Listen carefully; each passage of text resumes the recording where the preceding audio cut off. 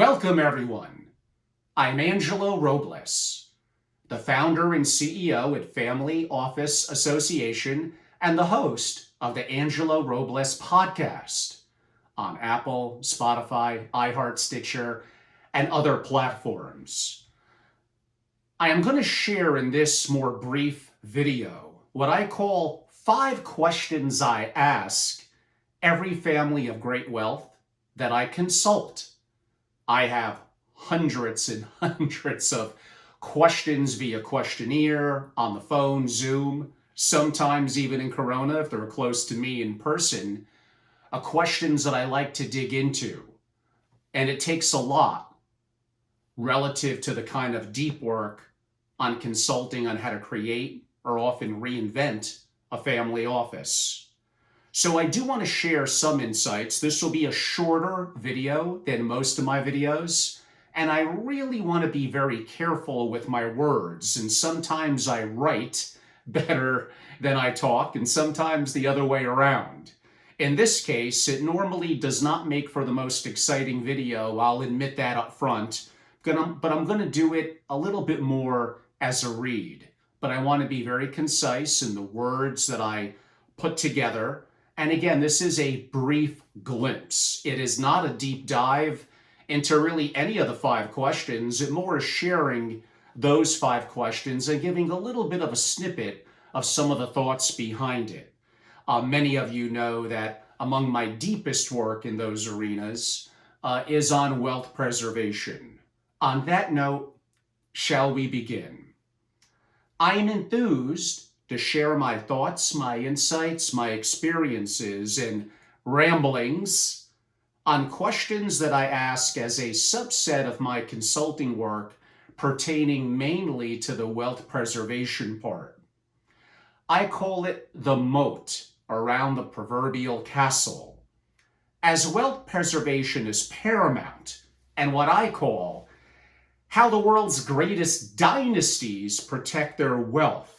And for me in my position for many years at Family Office Association, and really now being more global than ever, having a chance to have the insight to what families have done, often outside of the US, that go back generation after generation after generation. Now, this is just a tiny subset, a tiny part of the wealth preservation aspect, but I've covered in pretty good detail governance, next generation leadership, which may be the most important 1-2 punch to preserving wealth. I could even argue philanthropy and the value of that as a teaching tool. But some of the things I'm going to talk about now, some may argue are a little more esoteric, but that's what kind of makes them unique. I don't think they're discussed too much, and I'm opening up a little bit. Again, like I have said in prior videos, sometimes more than I want to or should, relative to more public on my video platform on, say, YouTube, which is the Family Office channel or Family Office. You'll find me, or my podcasting platforms. As I mentioned, this is simply a subset of often hundreds of questions that I would need to ask to be able to give strong foundational and advice that is customized to that specific person, a family. There are many, many more around wealth preservation, but I think I will share in the video podcast what I highlight here as underutilized and not as well understood. There are categories of questions that impact wealth preservation around rising generation and governance, like I said. And that could be a discussion, although I think we've covered it, and probably more applicably for my master classes at a bit of a different time. So I'm going to be a little narrow and highlight some areas along the lines of wealth preservation, as I noted, that I think are overlooked. I like to give a special shout out to my friend and fellow advisor consultant, Jim Blom, who helped me immensely in grasping some of these concepts and crystallizing my own thoughts. Thank you, Jim. Before I begin the 5 questions, I think it's important to have a little bit more of a foundation. I wrote this: stellar institutional wealth management often across various internal and external resources and teams in various diverse countries, is of exceptional importance. And at this level of great wealth, I am a fan of true, globally dynastic families to own diverse income producing private businesses in various countries. Many of you know that I am a big fan for certain families. They should probably all explore it.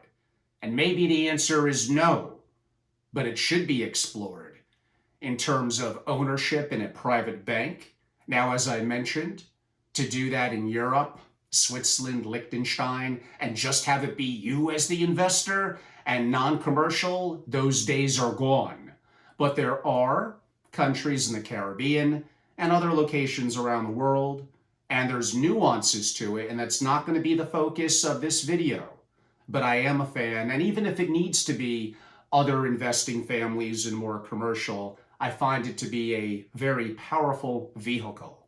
Many of you know how I also feel, although not quite as beneficial for US-centric families, but about insurance, reinsurance captives. I'm for sure a huge fan of families potentially creating their own internal VC, and we'll do a separate video podcast dedicated to that as well. But in many ways, replacing the insurance angle, as I briefly noted, big fan, as are the best attorneys in the world that I know on wealth preservation and wealth transfer on private placement life insurance. We have covered that more in interview format, so I don't want to pound that. I just wanted to mention that to help set a little bit of the stage for what we're going to discuss. As I mentioned, this all does play for sure into wealth preservation. As an example, I believe most significant families are underweight venture capital. By doing so, they missed out on, look at it, in the last decade or so, the internet, cloud, AI, and now we have blockchain and 5G and quantum computing, what we would call in the community as deep tech.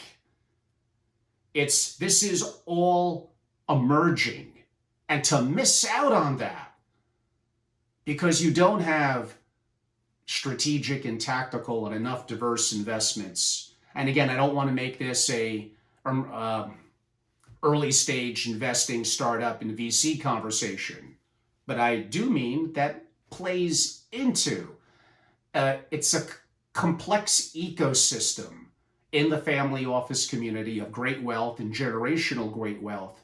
There's so many different moving parts that need to all kind of work together better as a team than perhaps individually. We discussed this somewhat in my 5 points today. You can lose everything by not being allocated across the right asset classes now, and lose everything by not being informed about how your wealth can be digitally stored and protected and accessible. In other words, also I would say that you could prove ownership. Okay, on to the 5 questions. How do you, from a risk management, risk mitigation, and governance perspective, forensically prove you own the physical and digital assets you hold, and prove the assets are yours and that you have clear title to them? Now think about that. Your bank and your custodial relationships, how safe are they? The title. Who owns what? Not the subject to go too deeply into today, but many of you are broadly familiar of this issue when buying public equities through your broker-dealer, through your bank. However it's done, that entity, at the end of the day, purchases via street name of their broker-dealer, and it's internally ledgered to you, and for IRS purposes or tax purposes, it's most certainly yours. And it is, but it's a little scary. We've covered this before, and we'll cover it again. But I did want to bring it up within the context of what we are discussing.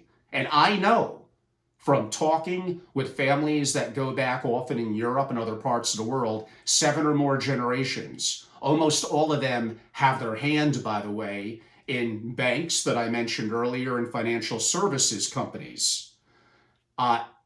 They understand the nuances of this, and this is, again, why they have diversity. They're already rich. They're not necessarily looking to be concentrated.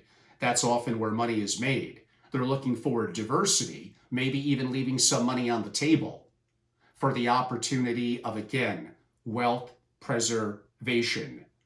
There's other discussions we could have about how your public equities, at least here in the US, are quote unquote ledgered. Is it a way to get them in your name through broker-dealer and banks and the DTC? It's possible.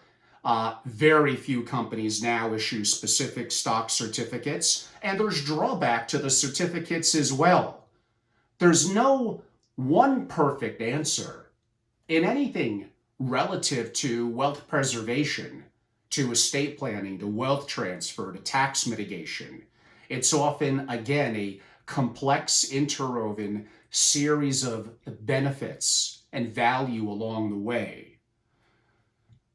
I do think that blockchain could be a solution, and I think it's inevitably coming, and that will help to have clarity in terms of ownership and title. I'm a big believer, besides in everything that I said so far, in the ownership of physical assets. Yes, I am a believer in cryptocurrencies and the future of blockchain. I also believe in gold. I believe in owning land. I believe for sure in privately held businesses, perhaps farmland or certain tax benefits.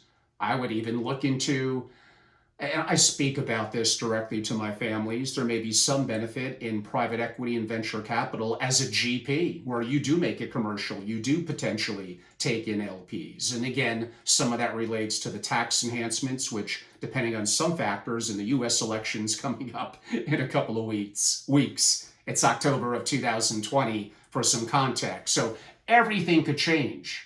You have to be abreast of so much that goes on.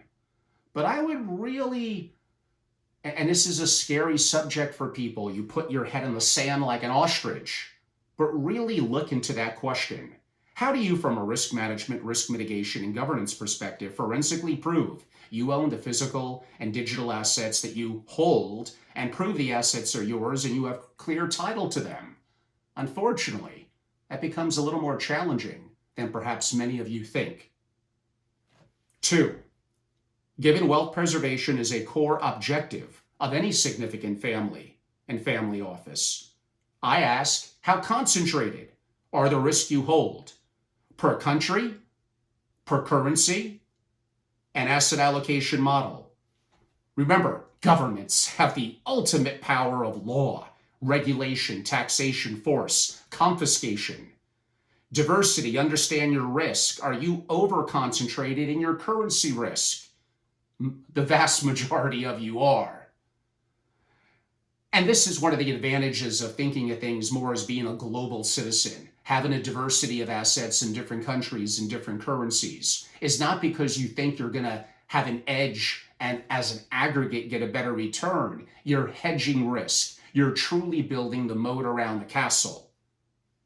I think it's very important to have a proper investment policy statement and asset allocation strategy, incorporating institutional level, which most family offices don't, risk management protocols and procedures. And again, you may sacrifice some return, but at the end of the day, the family of great wealth wants to stay that way.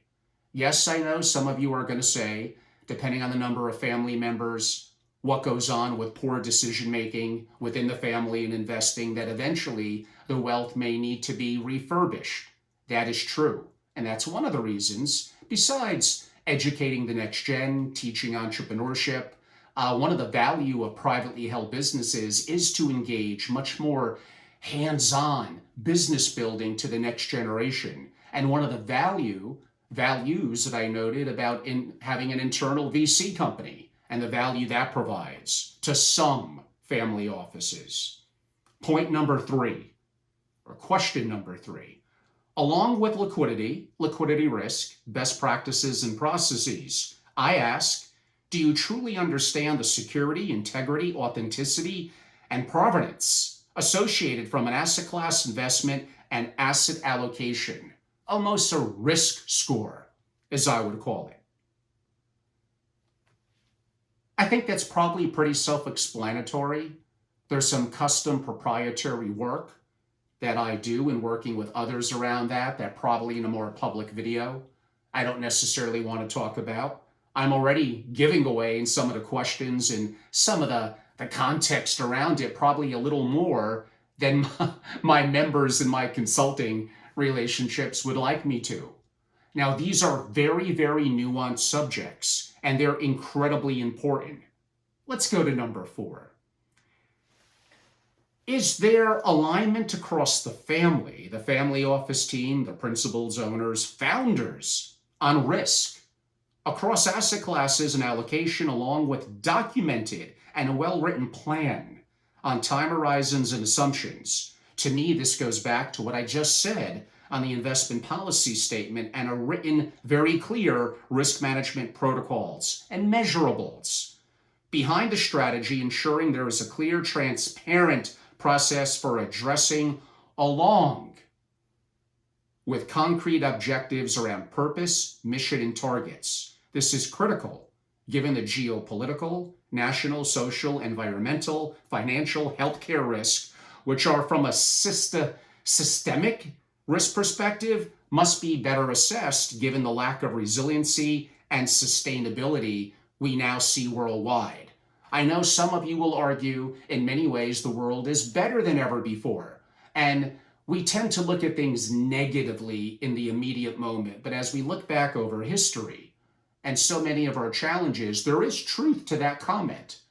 But there's no question that we're in interesting times now, not just here in the US with what we're seeing with some degree of tremendous bifurcation and social unrest, and in some other countries it's even worse. And again, families of great wealth, ask families in Venezuela, things could go very, very wrong.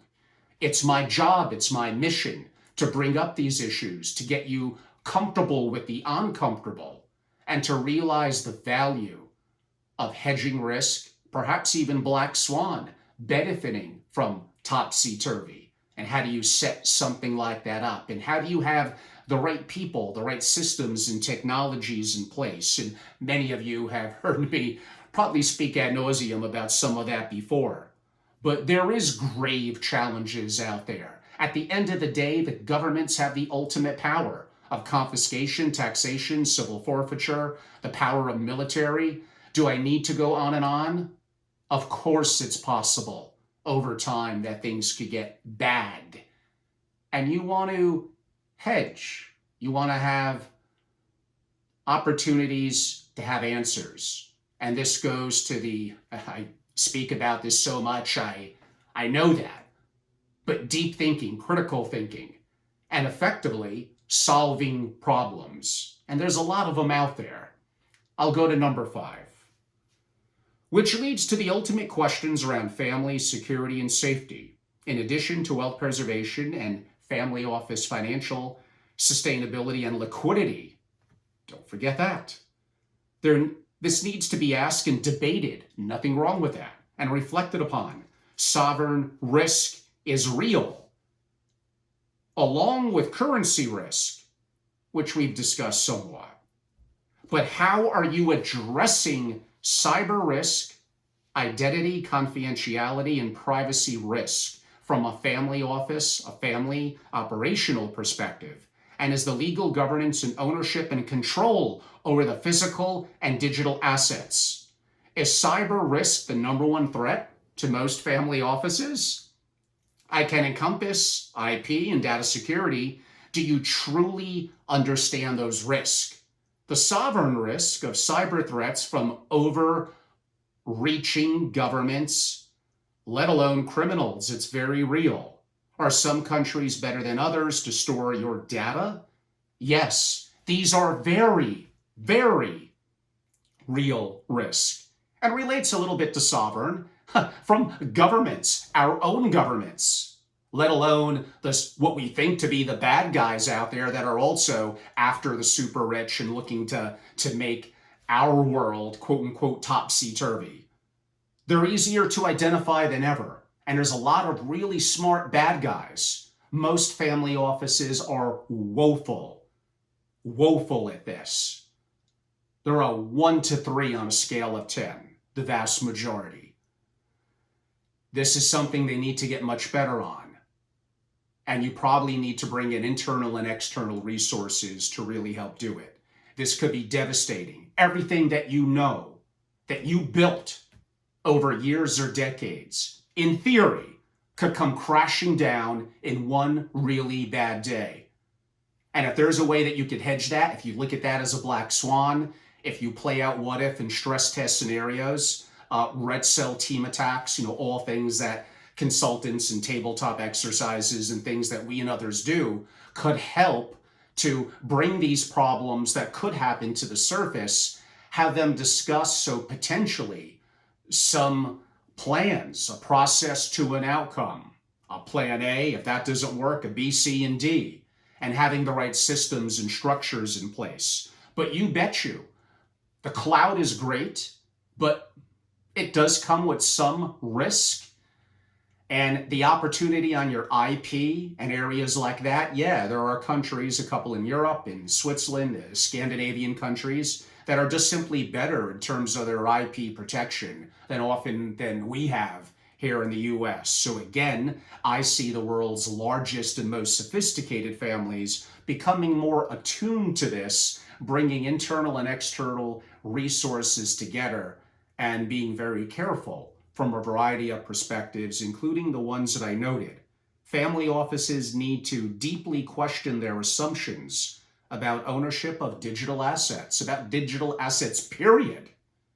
Portfolio management and asset allocation practices, where wealth preservation and wealth transfer and asset provenance, verification, authentication, attestation, attribution, and identity can be forensically proven. You may think that I'm getting a little overboard. Maybe I am, but again, the stress test, the what if. If your family office is right 95% of the time, but the 5% of the time they're wrong, the risks are devastating.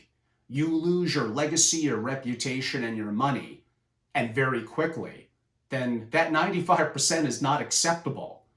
You would rather have them be right a little less of the time, but mitigate the risk that could be devastating and just have the losses be minuscule. You really, really need to be careful about this. And the vast majority of family offices could use a lot of work with this, trust me.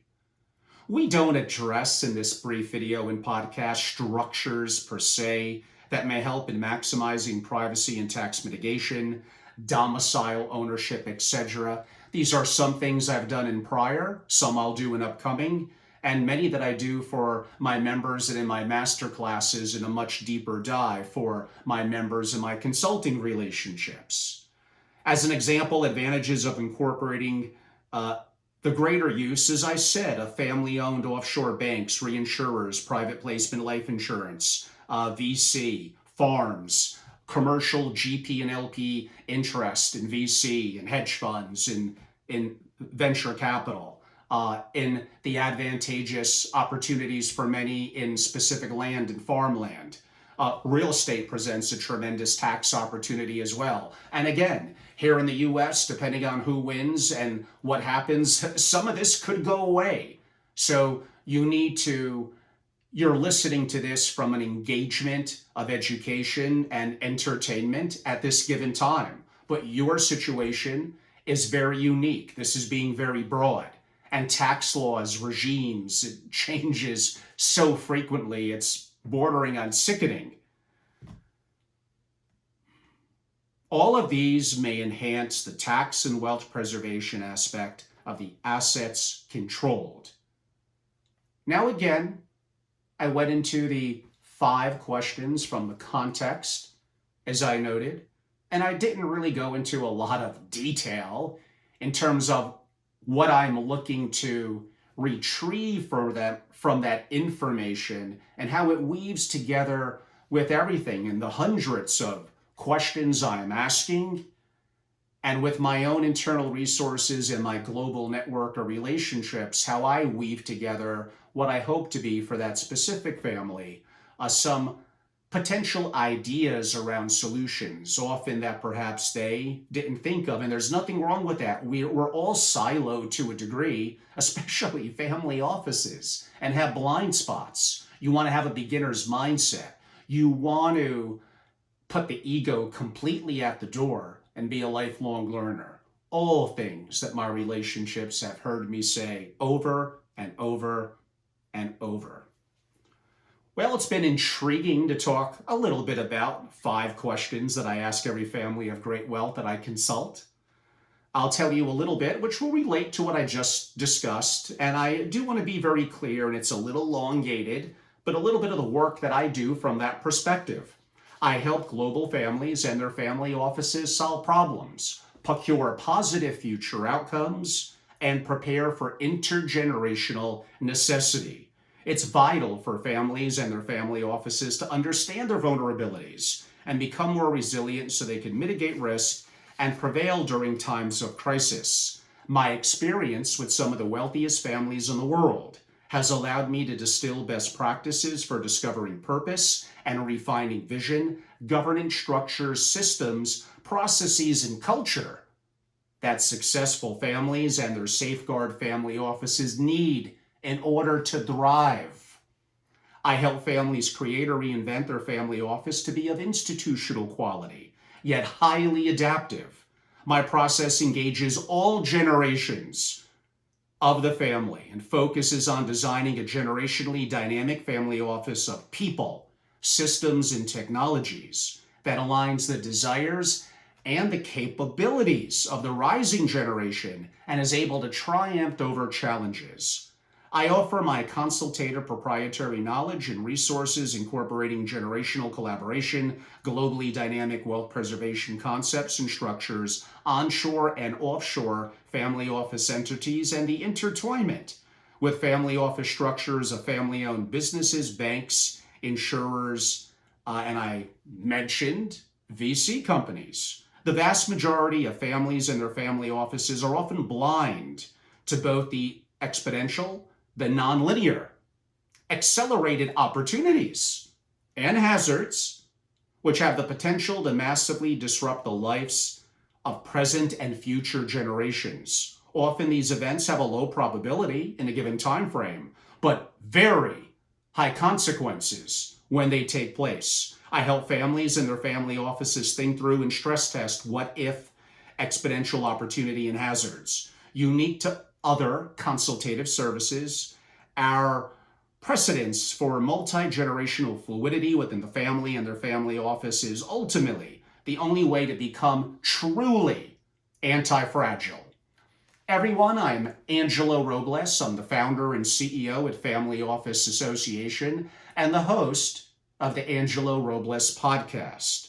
You could find me very easily on social media. We're Family Office on YouTube, Family Office Association on Instagram, and I'm very active individually and as Family Office Association on LinkedIn. We're on other platforms as well, but those are some of the big ones. We have a wonderful, I think, and goes over this a fair amount, new website at FamilyOfficeAssociation.com. And our members get access to the hundreds of digital events that we host every year. Yes, it's hundreds. Access to me, our prior research and thought leadership, the opportunity to some degree, it may take a consulting relationship for deeper reflection. And on the consultative side, I take in a couple of relationships every year, pretty much around what I just described a little while ago.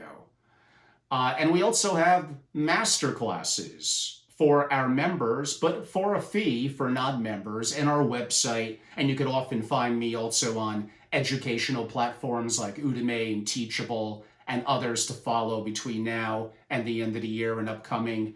I really love this. I'm 24/7 dedicated to what I do. And hopefully I'm still very early stage and a beginner's mindset and just learning, but I find this enjoyable. I really love it, and I do like to share probably a little more than I should relative in more public forums, but hopefully it helps many of you. Everyone, I'm Angelo Robles. The pleasure's been mine. Thank you.